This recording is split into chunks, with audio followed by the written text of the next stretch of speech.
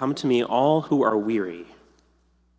Learn from me because I am powerful, because I'm pure, because I'm wise, because I'm self-controlled and a diligent hard worker. These are all true.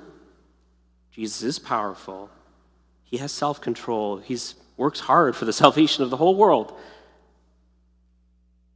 But he doesn't say any of those. He says, learn from me because I'm humble. If that's the virtue that Jesus is highlighting for us, then that's the virtue we think we should really want. And you may have heard of humility described before as not thinking less of yourself, but thinking of yourself less. And that's a pretty good definition. We have the World Cup going on right now, and if you talked to Ronaldo or Messi, and you said, wow, you guys are great soccer players, and they were like, aw, shucks, we're not that great. Well, that's not true humility. That's false humility. That's making themselves less than they really are, instead of just being who they really are. Yeah, I'm one of the world's most famous soccer players. If you went up to Celine Dion, Elvis, Mariah Carey, Taylor Swift, and you said, you know, you're a wonderful musician.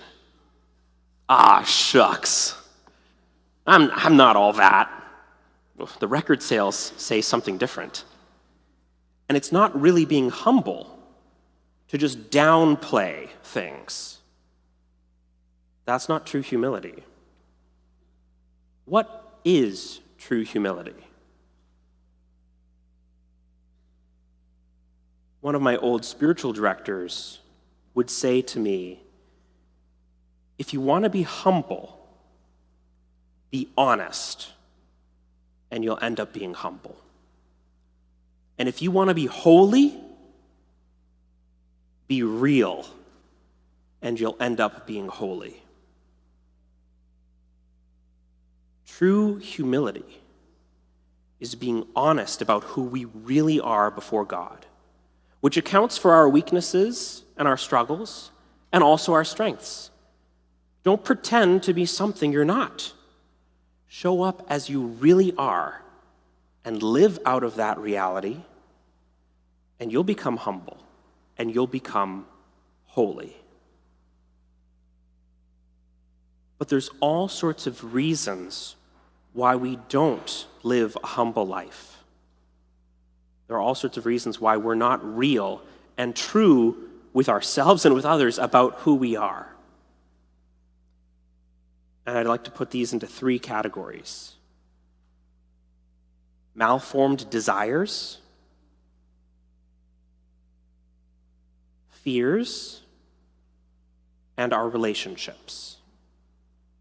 All 3 of these can be indicators that we're not really being humble. We're not really being honest. And in the early 1900s, there was a cardinal in the Catholic Church who wrote this beautiful prayer called the Litany of Humility. And I'm going to take us through it a little bit today. A litany is a long list of prayers, usually asking Jesus for something. This litany is too long for me to go through all of it in this homily and discuss every point. But it does hit on our desires, our fears, and our relationships, and how those relate to living humbly and honestly in our lives. So first of all, in this litany, the first section is we're asking Jesus to deliver us. Deliver us, Jesus, from desires that aren't so helpful for us to be humble. So the very first one, the desire to be esteemed, for others to look at us and be like, wow. Now, if someone does come up to you and say, oh, you did a great job with those muffins you made, they're delicious. Well, be honest. If they were delicious, just say thank you. But the problem is the desire to be esteemed. Oh, I really hope someone compliments me on my muffins. that desire, that grasping for greatness, that's what pulls us away from being humble. Similarly, in the second one up there, the desire of being loved. Well, wait a second, Father Michael. We all need to be loved. We all want to be loved. Are you saying I shouldn't desire that? I mean, it's okay if there's a part of your heart that wants to be loved, but it can take you off track and make you dishonest and make you not true to who you really are, and then you cease being humble and you cease being on a path to holiness. If there's a certain crowd that you want to be loved by, but they all dress a certain way, act a certain way, and you give up your own identity to join their group, are you really being true to yourself anymore? Maybe you feel a sense of love and affection from this group, but do they really love you? Or do they love the fake person who you've decided, I'm going to be this now? The desire to be loved can kind of change us into something we're not. I also heard from a great spiritual writer that the only condemning question that God will have for us at the end of our lives is this: why weren't you you? Why weren't you the one I made you to be? With all of your gifts and all of your talents and the things that you're not good at too, God created you because he loves you, not because he loves some other person who you think you need to be to impress others. And so there's a bunch of other ones here about the desire to be consulted. Oh, I hope someone asks me. The desire to be approved. Oh, I hope they like this. All of those desires can lead us away from just recognizing that if God loves us, if he approves of us, that's all that really matters. So our desires can show us sometimes where we're not being humble, where we're not being honest.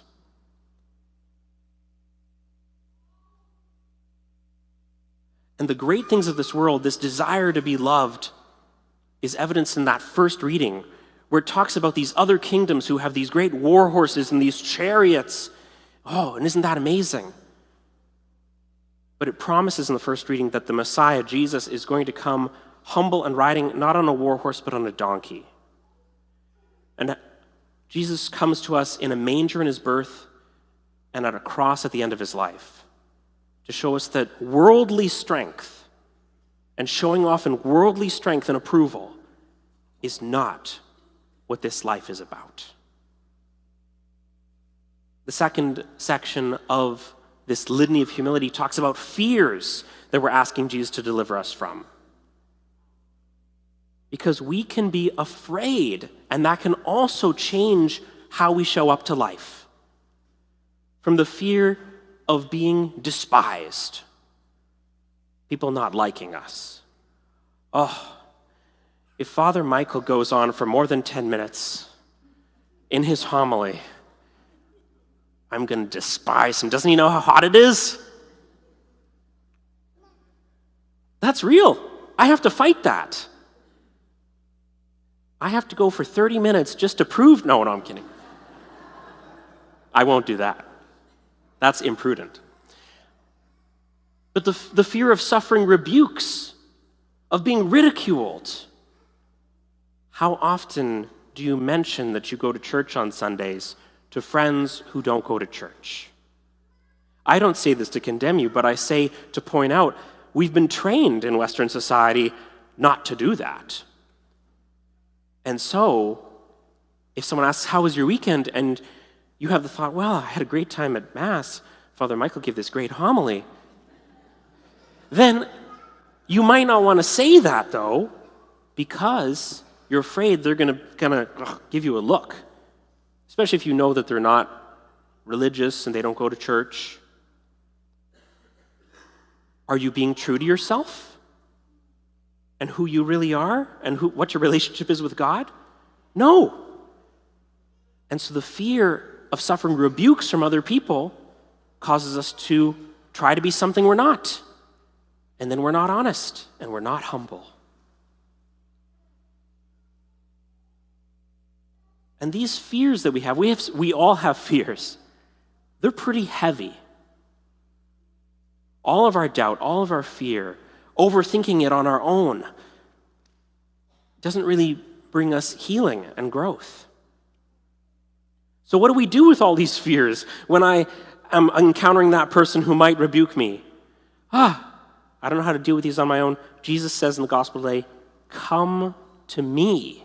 Come to me with all those fears. One of my favorite ways to deal with fear and doubts and other things like that is to do some journaling. If I notice a fear and I have the time, I'll write it down. Sometimes if I don't have that ability, I'll just say a quick prayer, Jesus, deliver me from this fear. Even yesterday during Mass, I messed something up. I'm not going to say what. This is being live streamed. Sorry. But there was fear. There was a little hit to my pride. But I'm admitting it to you all right now, so I guess I'm being a little bit humble. Bring it all to Jesus. He can deal with your fear and your doubts and your shame. And then finally, this last part of this prayer, this litany of humility, is about relationships. In your relationships with other people, do you want to be better than them? Or are you happy when they excel? That can show the state of your heart and whether you're truly humble or not. If Ronaldo was really happy as Messi and other soccer players raised to fame, if Celine Dion and other popular singers were happy as Taylor Swift raised to fame, if you are happy when someone else at work gets a promotion, good. That's a way that we can be humble, to wish the good of the other person, that others may increase and I decrease, that others may be esteemed more than I. Jesus, give me the grace to desire that. And it really does take grace because humanly, sometimes we want to be the best. You're just the best at that. Doesn't that make you feel great? We want to move away from those desires, from worldly affirmation to just the affirmation of God and to praying for others and hoping that they do well. And the worldly success is not what's going to give us a connection with Jesus. He says that all of these things are hidden from the wise and the intelligent, but they're given to little ones. Again, Jesus asks us to be like little children. He says, let the little children come to me. These things are hidden from the wise and the intelligent and the powerful and given to the small. And so, my encouragement to you today is this. Be real and be honest with yourself and with others. And let your default position towards others be positive regard. Think the best of others, even when it seems like they've done something really weird and strange. Like I have Father Lawrence moving in with me. Essentially, it's starting tomorrow. And he's going to do different things around the house. I'm sure of it. And I'm going to need a lot of humility to be able to say, wow, you know what?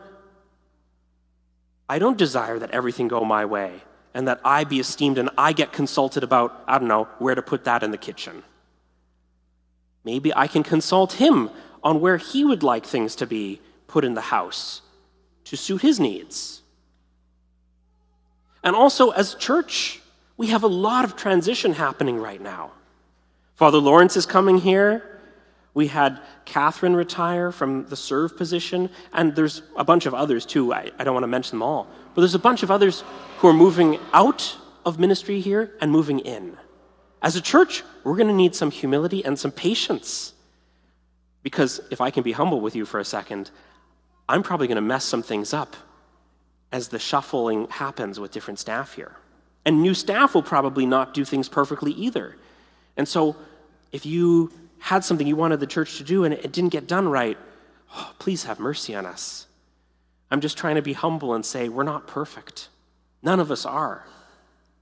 But together, if we're real with one another, ask genuine questions, have genuine positive regard for each other, and live in an attitude of gratitude for this amazing life that God has given us, we are going to be real with each other, real with ourselves, and humble.